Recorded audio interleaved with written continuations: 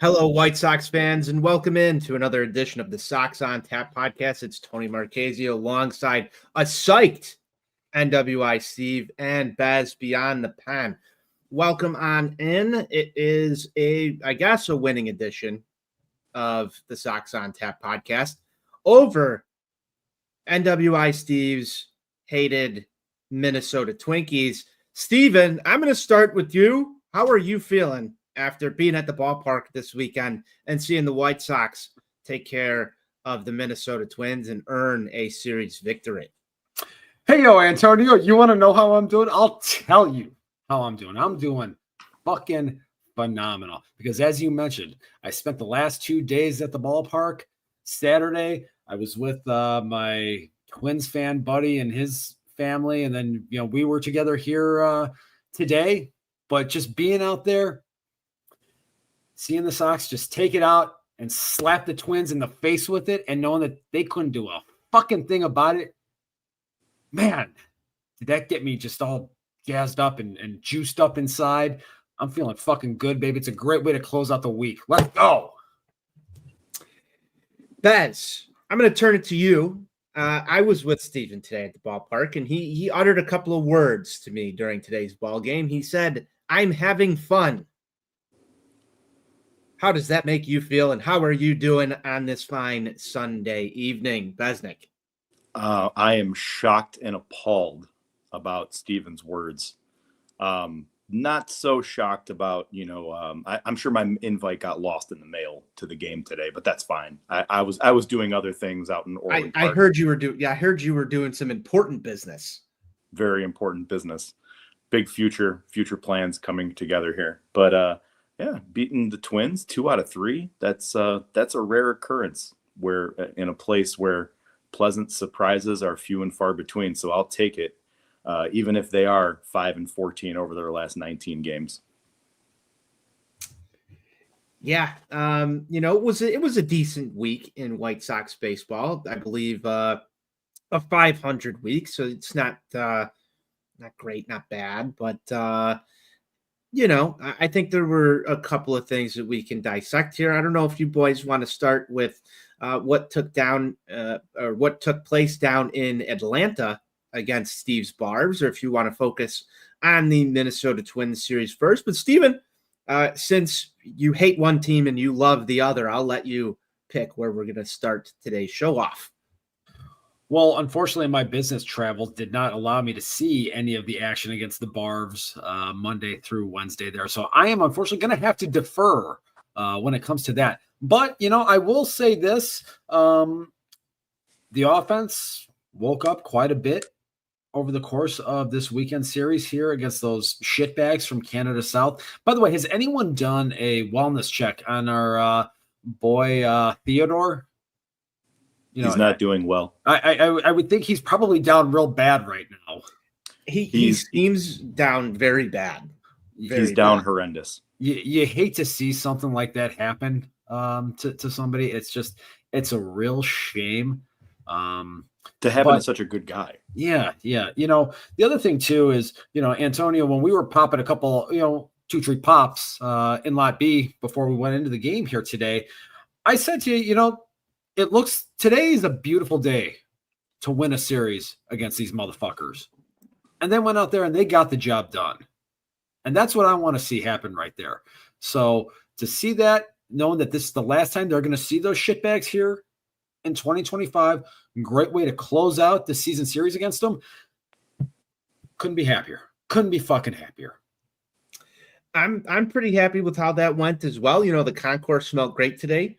It was good to see some fireworks in the stadium, not only for the win, but also for our guy, Colson Montgomery, lighting him up one more time in this series, homered in all 3 games of this series. This could have been a sweep. And I want to rewind back a little bit because there were some controversial things that took place in game 1 of this series. I don't know how you guys feel about it, but I felt that was a winnable baseball game on Friday night, if not for maybe a play or two here and there, a questionable base running decision. Do we want to get into the controversial I'd like to get into controversial send call. Yeah. I mean, Maybe it wasn't a send. Maybe he went on his own. I think it was hashtag confirmed he went on his own. yeah. I mean, I'll get into that a little bit. I mean, that was just one of the dumbest fucking base running plays I've ever seen. Imagine in the year of our Lord 2025, thinking that Miguel Vargas is a better baseball player than Colson Montgomery. What kind of fucking moron would actually think that? I think that's the type of person who, would think Carlos Lee was more important than would have been more important than Scott Podsednik or hit more home runs in the playoffs. Yeah, I mean, you gotta have. I didn't see these allegations, so this is new on my desk. But I thought that was one of the more boneheaded plays I've seen the White Sox make recently. And, it kind of harkens back a little bit to some Little League bullshit that takes place on the south side at 35th and Shields from time to time. However, I don't understand what took place there post game. The way that went down with Will Venable, labeling it a miscommunication and reporters getting to the bottom of this play by talking to Miguel Vargas and, him sort of saying, well, I went on my own. Maybe I didn't hear him correctly. I don't have the transcript in front of me, so I'm not exactly positive on the exact words. However, I believe it was sort of sorted out that Vargas went on his own there.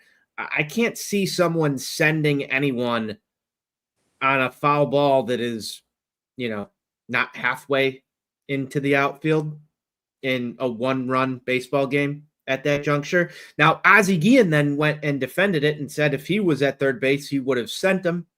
I normally agree with most of the things that Ozzie Guillen says.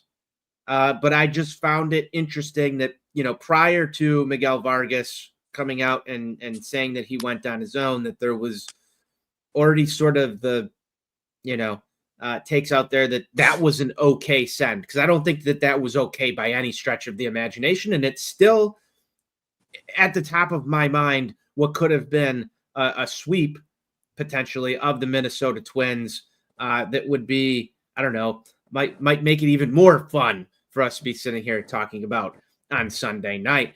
Guys, if you were the third base coach, would you have been sending Miguel Vargas? Fuck no.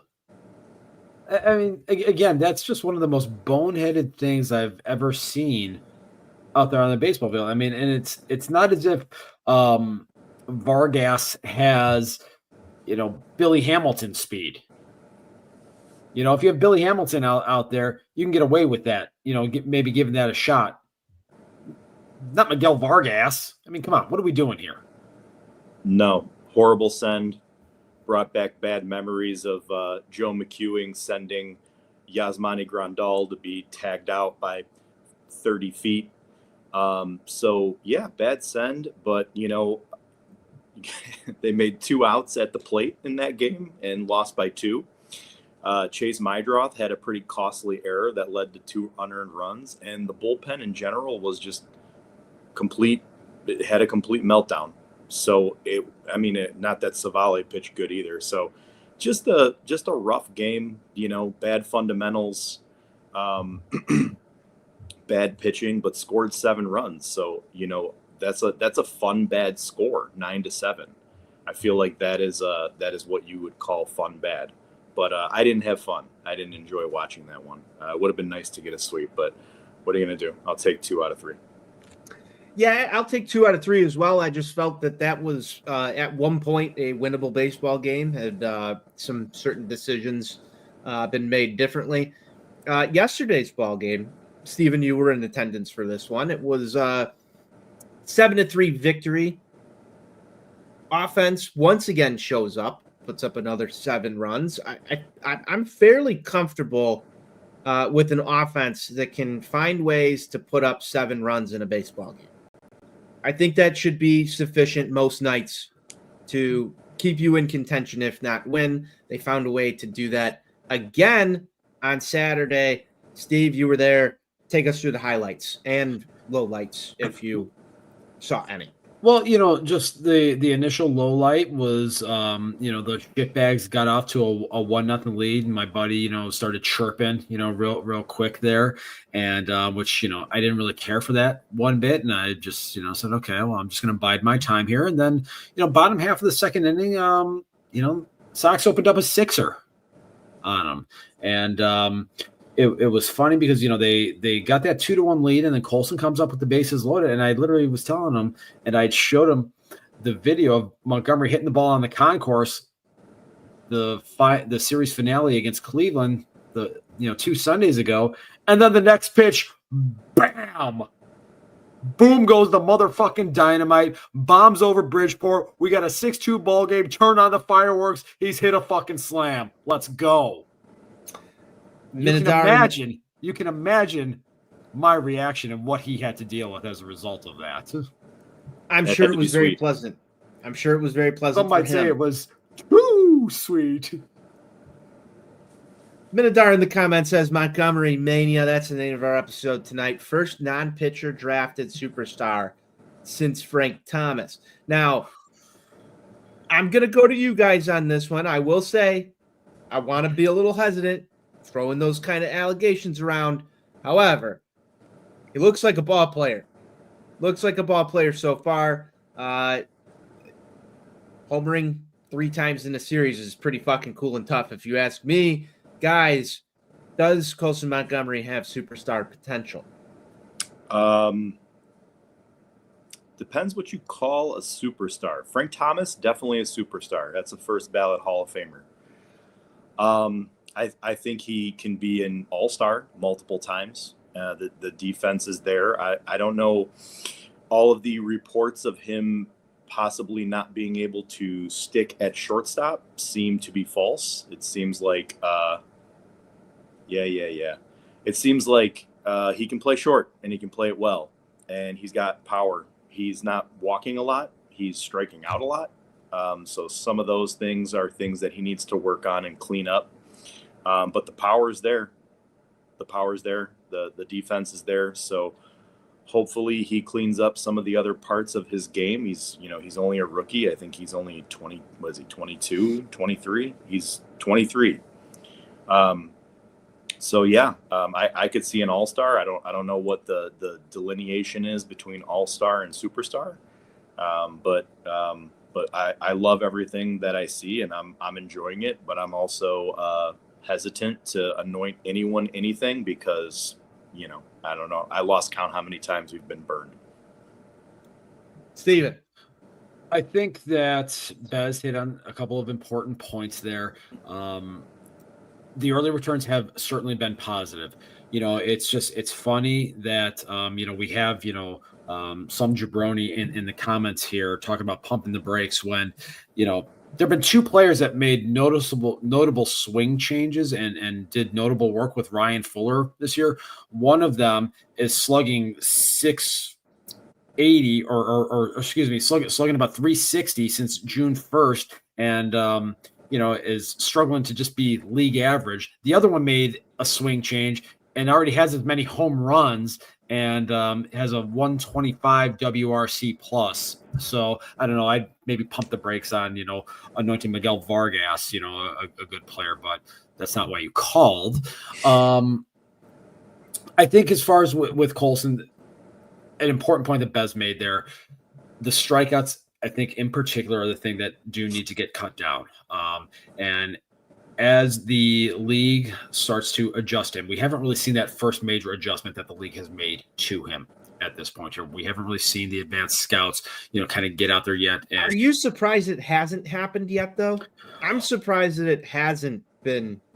It's only been a major adjustment. It's like 40 games. Yeah. It's been 6 weeks, so it's just kind of one of those things where we do have to kind of wait and see how he reacts to that. That's going to really be a big test. So when do you guys normally? I'm just asking because maybe I'm off here. When do you normally see the league adjust to someone? I was under the impression that it takes maybe 3 to 4 weeks for the league to get some data on someone. I think we're probably approaching that point right now. So I think from now until the end of the season is going to be an interesting thing to kind of keep an eye on here and see how pitchers adjust to him. If they change up any kind of tendencies to him. Like I said, I mean, the strikeout rate is still high. That is a focal point that does need to get addressed. I think, even coming into the weekend here in the month of August, I'm going to say he was still striking out at maybe like 34-35%. So that number is still a little too elevated from my perspective here. But it's one of those deals where, look, if you're going to have a sub 300 on base, you got to have a slug that starts with a 5. I mean, unless you want to be like, some, mid-card jabroni that somebody wants to hype up that has a 330 on base but a 360 slug and then talk about him like he's an all-star or something, but whatever. Colson does have a slug that starts with 5 so far. I do like that. I enjoyed that a lot. Same. That's very nice. So we'll take it. We'll take it. He's still only 23. He's got time to develop and get the other things going in his game, but good first impression. Yeah, I mean, it's certainly better than what we have seen from a lot of the other position players, I would say, that have come up with this team over the course of the last 5 to 6 years. I mean, you look at all the guys from Rebuild 2.0 and the failures that took place during that time frame right there. To have Montgomery come up here right now and have this initial run of success. I mean, this is a guy that I was very concerned about, and we talked about this a lot first couple months of the season here. I think in particular when the pilgrimage was made for him to go back to Arizona to the complex, I had a lot of concern that I expressed that I didn't think that there was going to be anything. I don't think that word means what you think it means, pal. Maybe look up a fucking dictionary once in a while. You're supposed to read the comment first for all the audio listeners. Kenwo is in the comments, says Miggy is a breakout star, pal. I don't know. I mean, a slug that starts with a 3 isn't exactly what I would call a star. So, maybe realize that words have meaning. Hey, I'm just happy that Miguel Vargas went from what we saw last year to at least a viable Major League Baseball player. I'm happy about that. I'll take it. That's fine. Okay. Yeah. Just to kind of mediate and diffuse this situation here.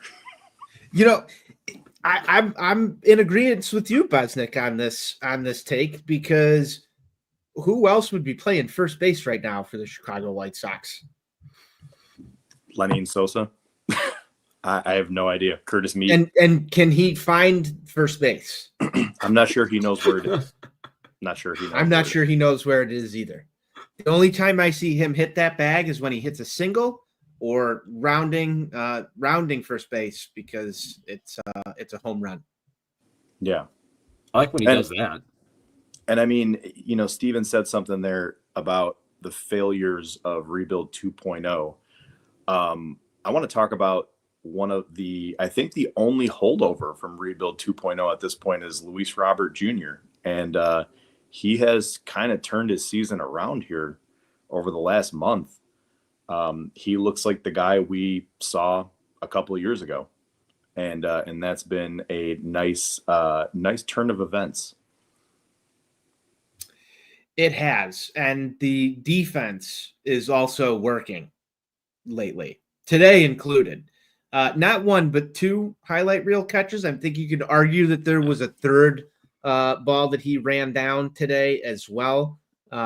Wasn't as cinematic by any means in terms of dives or anything special, but really flashed the leather out there in center field today. And I do believe that is part of the reason that this game did not unravel and become an issue, because maybe one of those balls gets by and things start to look a little different. I don't know how you guys feel on that, but we've seen this White Sox team time and time again, just miss something like that, something very, very minimal, can lead to a whole lot of damage. And Luis Robert Jr. today, I think, if I'm giving a game ball out, it's probably going to him for the defensive play out in center field. Yeah, and I think it's been very important to see him, come out in the second half and play like the guy that we expected him to be. The defense has been solid pretty much all season here, but to at least see the offense, start to pick up since the All-Star break, obviously at the home run last night as well. It's of paramount importance that he close the year out strong, because I think if he does that, I really think that's when you will see him get moved this winter here. I could almost envision a scenario where if he closes out these last 6 weeks well, some scenario happens where the Sox will pick up that option, pay down some of the freight, and then move him over the course of the winter for some prospect capital. So it really is important that he continues to hit and kind of be the guy that he's been here since the second half started. Also wanted to bring up something very important about today's ball game when we're talking about game balls. Steve, I don't know about you, but setting the tone is important. Hashtag confirmed. And there was a very special first pitch delivered in today's baseball game, Steven. Why don't you take me through how the tone was set when QB1 took the mound to throw out the first pitch? Yeah, I mean, recently extended Tyson Bagent, QB1, got out there. And look, normally I'm not a proponent of quarterbacks of that shitty, overrated football team coming into the ballpark at the corner of 35th and Shields and rubbing their stink off, because that was the thing that ultimately started the downward spiral, was when that loser Justin Fields came and threw out the first pitch. I charted it. We've got the data. I wrote about it. You can find it in the archives there, folks. It's all there. I've done the work for you. So normally I don't like seeing those losers come into the ballpark here, but Tyson Bagent, look, this is just a good, wholesome, down-to-earth guy. And, he's somebody that is a leader of men. And I think family man? Is he a family man? I've reached out to a couple Two Tree sources out there, and I'm working to confirm that. So, it was good to see him out there. And listen, he inspired this team to victory today. I think it's pretty evident. As they say, the first pitch sets the tone. Betts, you got any thoughts on Tyson Bagent setting the tone for the White Sox today? Not really. Not really. Oh, Steven. He requested this segment in the ballpark earlier today. So he is entitled to his opinion. Cheers. It's not an opinion. It's hashtag facts only. Everyone knows I'm a facts only kind of guy. There goes the Modelo. I think Bez is going to need another one. Bez, any other thoughts from today's ball game? No, none in particular. Well, actually, Yoendrys Gomez. Yes. Since they brought him back up. Sox and Gomez. This was a guy who got DFA'd by the Yankees. He got DFA'd by my Dodgers. White Sox picked him up just off waivers back in May. He made a couple of relief appearances, went back down to AAA, went into a starting pitcher role, did good, got this call-up. And they kind of, when you look at the grand scheme of things, they wanted to give this guy a shot. They'd seen enough of Sean Burke and sent him down. And so far, he's not pitching deep into games. He's gone 5-5 and 4 2/3, but he's been consistent. He's getting outs. I like what I see so far. I don't know what the long-term future is here with this guy, but so far so good. I'm feeling pretty good about him and his going into his starts. This is not a name that I, really had on my radar. In fact, Steven and I had a little discussion in Lot B before the ball game, and I said, well, this is essentially a bullpen day. I would have liked to see a little more length out of the start today. It was somewhat of a curious call, at least to myself and maybe the individuals in front of us, Steven, when Venable went to the pen. I'm not sure if you recall the gentlemen that were sitting in front of us. They really enjoyed this ball game, but yeah, the crusty old guys, they can't wrap their minds around the fact that in the year of our Lord 2025, you're not going to have starting pitchers throw 150 pitches and go 8 innings. It's just not the way the game's played anymore. You do have to kind of adapt a little bit, but that happens. It's a generational thing. Mm-hmm. This is the third time through the order penalty, and I hate bringing it up. I don't like it. I think you actually like bringing it up, though, if we're being honest with ourselves. But I also do love watching pitchers go 7, 8, 9 innings. I really do. I'm a fan. I wish that the third time through the order penalty wasn't real, but unfortunately it is. And for guys that are of lesser talent, we're not talking about the Zach Wheelers of the game. R.I.P. I have him in fantasy. Let's not talk about that. But yeah, guys like him, that Yoandres Gomez and players of that caliber, it really hurts them. So that's why they do what they do. So that's why I was bringing up earlier today that it's essentially a bullpen game, because if your starter is not going to make it through at least 5, and that's your plan, I feel like you're kind of tossing a bullpen game. However, I think he did his job today, and he did it well. I think that's enough to give him a pat on the back for, at least, right? See, Anthony, I think they were shooting to at least get him through 5. He ran into trouble in that 5th inning right there. He was at the 89 pitch mark, and was he starting consistently down in Charlotte? He was. Okay, so I just didn't know maybe if it was an issue of him not being stretched out enough, but look, I mean, he got himself into a little bit of a jam there in that spot. You can make the argument that, look, at 89 pitches, you're up 7-0. Give him an opportunity to kind of work through that a little bit. Venable and Katz, obviously, they saw something different. It worked out well, but to your point there, obviously we are at a juncture in the season here where, given the innings limitations and some of the caps that are going to be placed on some of these young guys, they are running into an issue here of the starters working deeper into the games and covering enough outs. So we do still have, 5 weeks left to go in the season here. We do still have, 30 plus games that you do have to cover, and outs are going to be at a premium right now here. So you got to find a way to keep those starters, hopefully getting, like I said, I need those 18 outs. We're not getting that consistently though, but you got to find a way to, throw strikes more consistently so that you can work deeper into those games, which, Gomez did up until that 5th inning right there. And then it just kind of ran out of gas, unfortunately, today. Steven, I know we like the 18 outs. I know we want starters to go deep into ball games. I know that third time through the order penalty exists. All that said, there's 2 names who have struggled to do a lot of those things that have been recently mentioned here. Sean Burke and Jonathan Cannon, currently not on the White Sox active roster.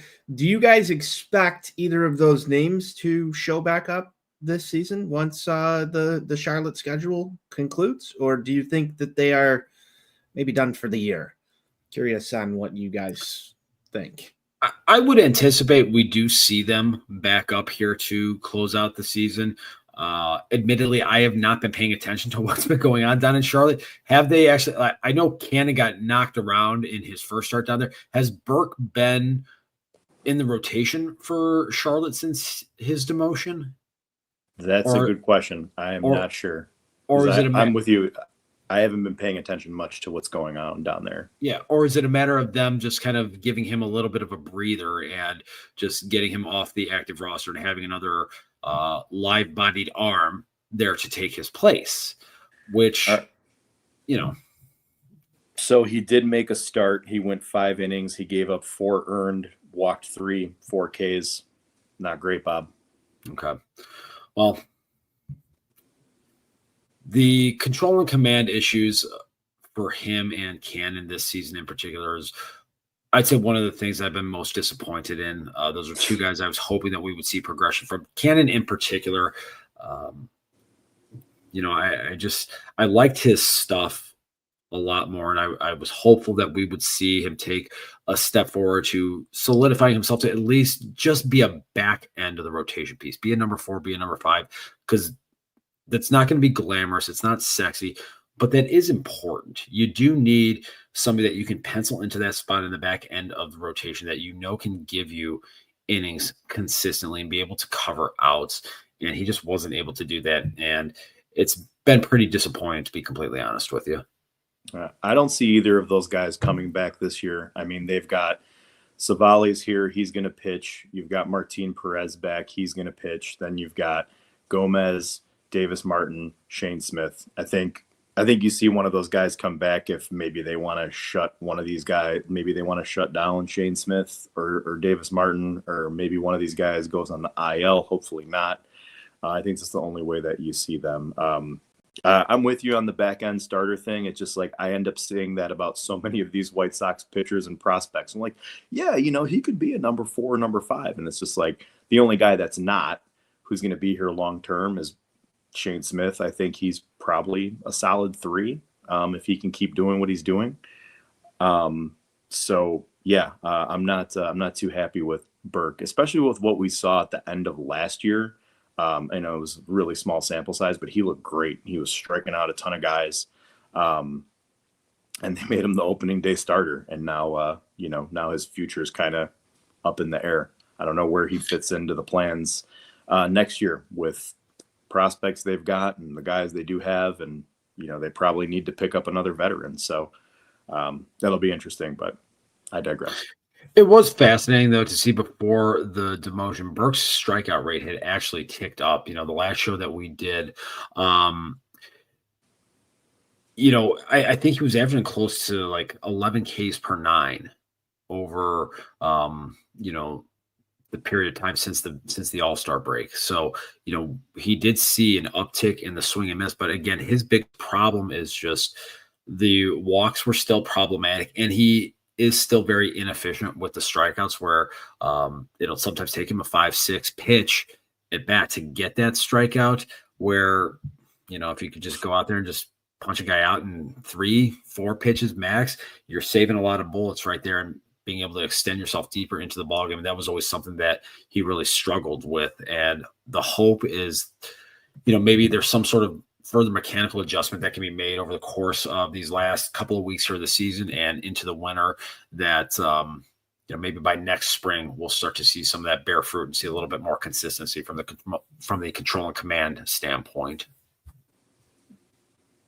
I mean, maybe worst case scenario, Cannon or Burke, maybe more so. I see this for Cannon being like that 6th starter, so to speak, the spot starter, the long guy out of the bullpen. Long swing reliever. I could see it. I could see that for Cannon. But we'll see. They got a long way to go in AAA for the rest of this year and spring training and all that. So I think the other important thing to understand here is there's not really anybody in this organization right now. Maybe you can make the case for Shane Smith that has really solidified their position into the rotation going into the 2026 season here. So there is still a lot of auditioning that is going to take place here for the remainder of this season and then into spring training here. So do you not include Davis Martin? Okay. That's fair. Yeah. Okay. So those two guys right there. So you do have 3 other spots here now that you have to take a look at. So, with having guys like Burke, Cannon, Gomez, these are guys that are, all vying for those. Yeah. Right. So you're vying for that opportunity here, and you're going to see who is going to make the adjustments here and who's ultimately going to position themselves to, be able to get those innings in a rotation role. I still think there's probably going to need to be, like Bez said, a veteran rotational piece added over the course of the winter here. Do they maybe bring back Martin Perez or something? Between the guy like him or Savali, I think you do need to have somebody like that here because, the Hagen Smith and Don't say anything bad about him. And Noah Schultz thing is not going to plan. Schultz looked good in his last start. Are you not allowed to say bad things about Hagen Smith and Noah Schultz? Is that a thing? Some people are online. Some White Sox Twitter prospect gurus are taking heat for saying that they're disappointed in Hagen Smith. There is that. I mean, Hagen Smith, there's no reason to give up on the kid. He had a disappointing season. I thought he was going to fly through the minors, but didn't. And then Schultz, too. Looks like he took a step back, but he pitched well today. Or was it yesterday? I don't know. His last start, I don't know if it was today or yesterday. My days are blending together, but he was pretty solid there.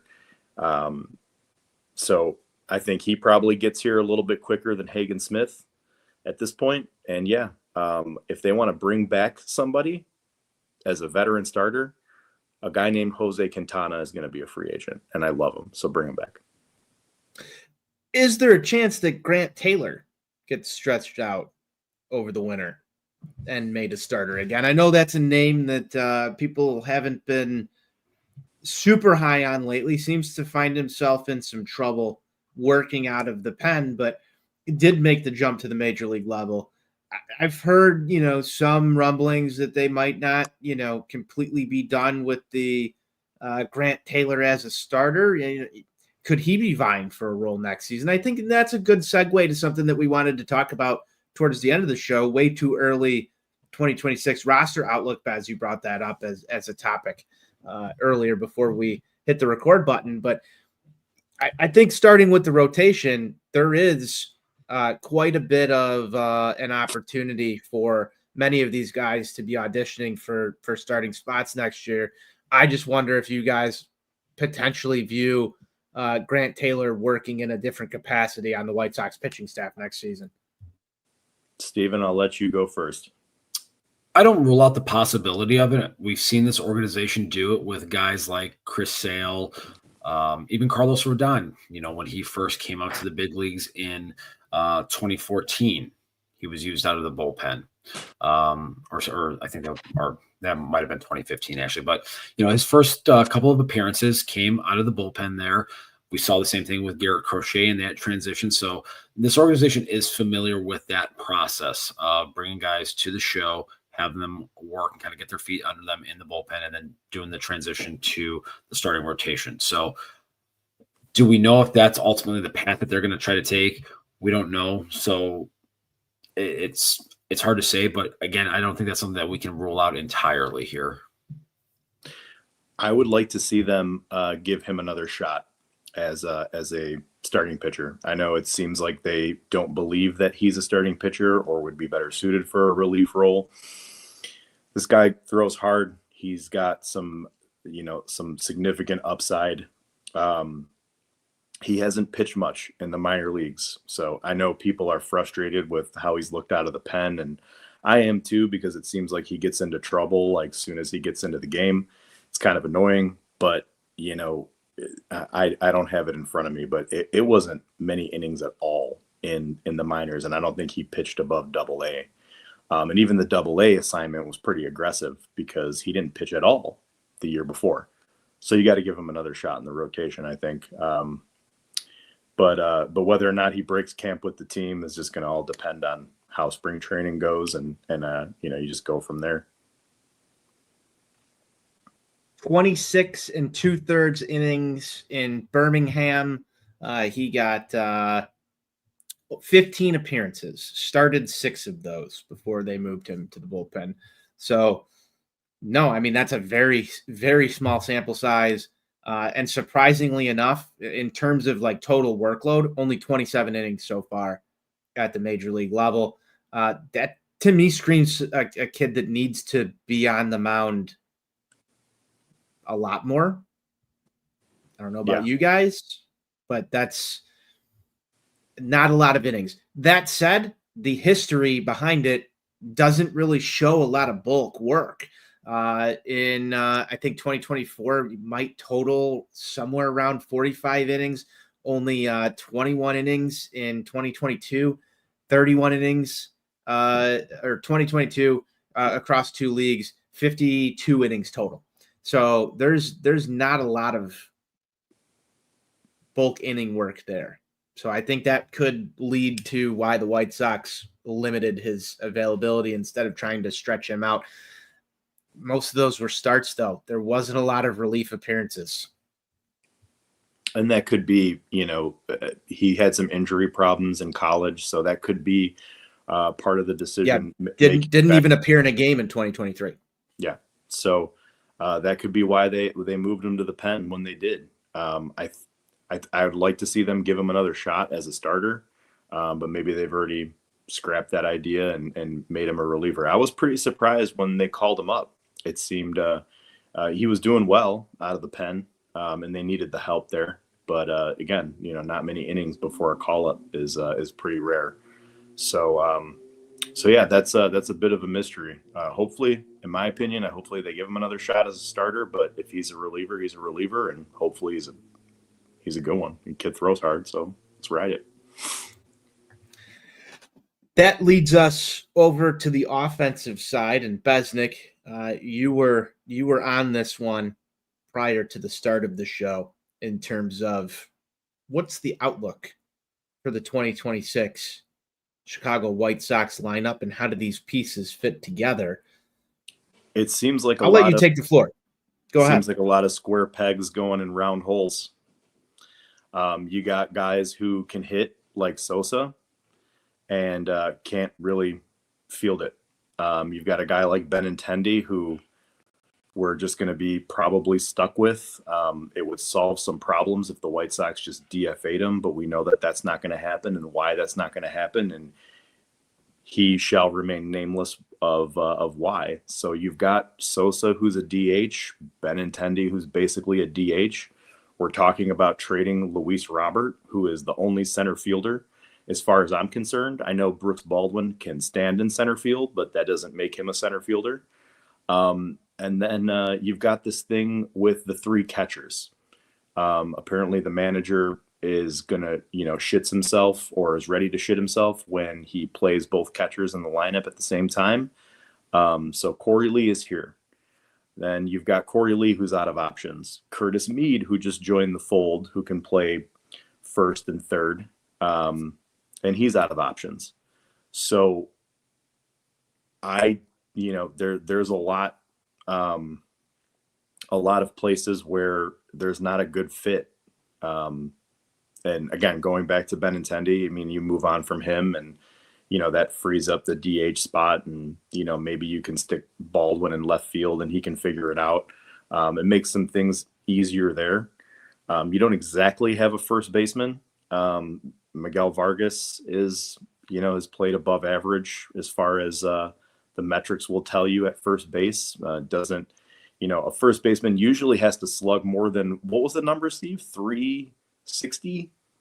Yeah, it's been 360 since like June 1st, but superstar. Yeah, that's not really a first baseman slugging percentage. I don't know where all these pieces fit. Obviously, Montgomery is a shortstop. Mydroth is your second baseman. You've got a catcher, and the other one's got a DH. And then you've got 2 other guys who probably have to DH. So the good thing is, I guess if you want to call it a good thing, is we've got a whole lot of meaningless MLB games to play next year to figure it all out.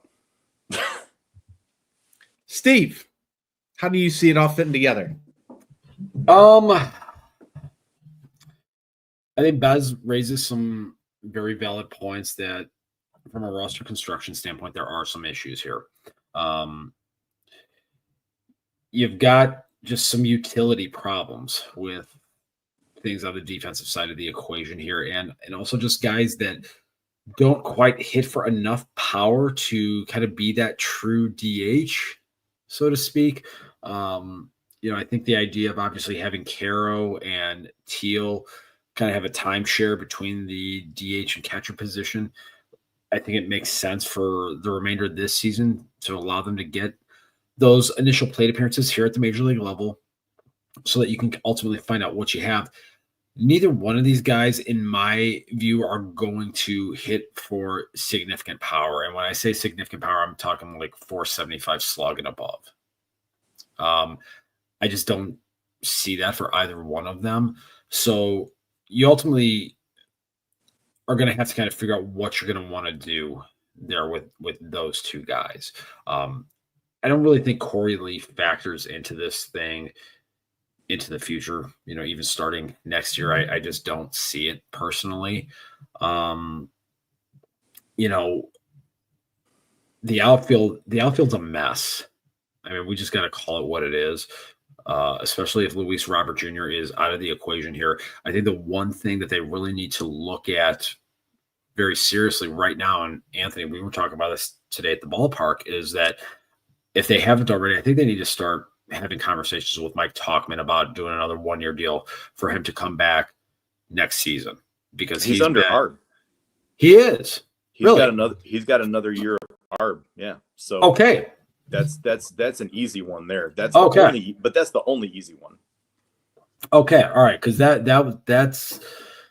makes sense then, because I mean he's provided them good professional plate appearances this year. He'll take his walks.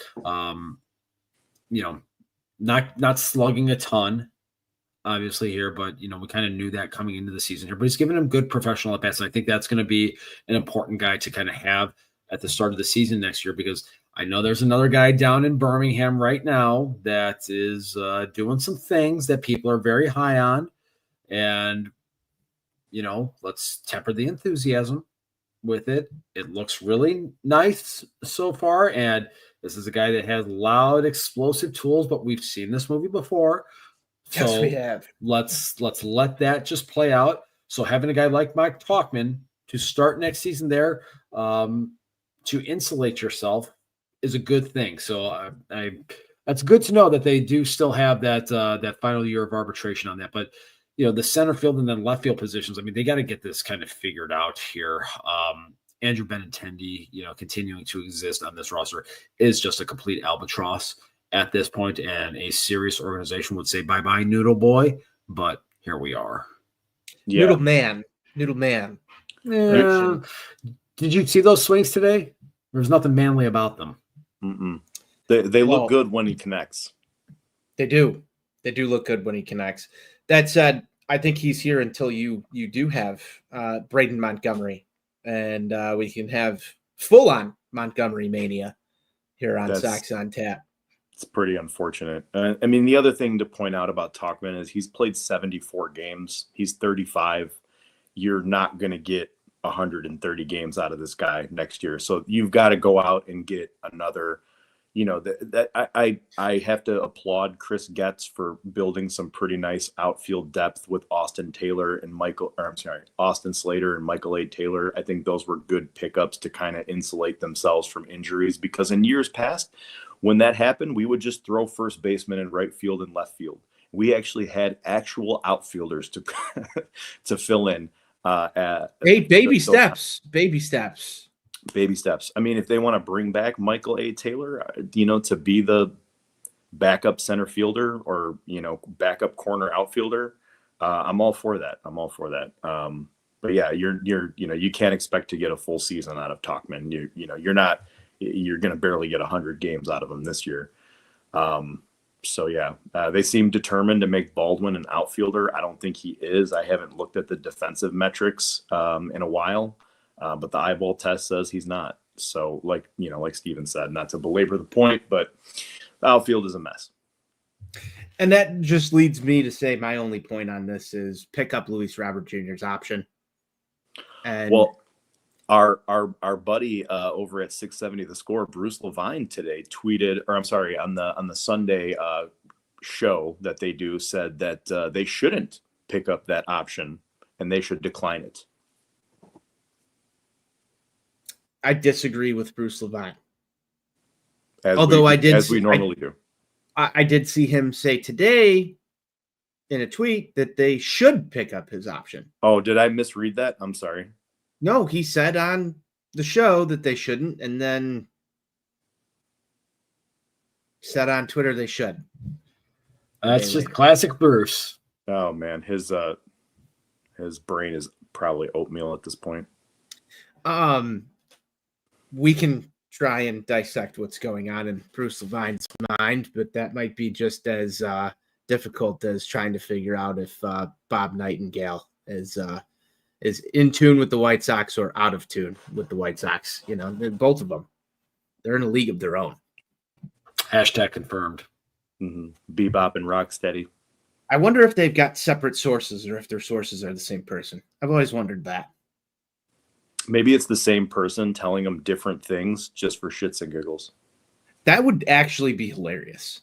I would like to shake that person's hand. It would kind of be hilarious. Like, I'm gonna tell Bob we're definitely trading Luis Robert, and then go to Bruce Levine and be like, we're picking up his option. And just watch chaos ensue. So I know that What I would do.